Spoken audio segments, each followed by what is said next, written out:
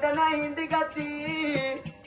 నేను పెద్ద బతుకమ్మని ఎత్తుకుంటే చిన్న బతుకమ్మ పట్టుకొని నా బిడ్డ రాబోను అయ్యో ఆడానికి ఒక్కనాడు దేవుడా భారతదేశంలోనా అన్న ఎల్లెళ్లకు అనుబంధమైన పండగ రాఖీల పుణ్యం వచ్చిన నాకు నా కొడుకు నొట్టికి పొట్టు పెట్టి చేతికి రాకీటి గచ్చే బిడ్డ లేకపోయనే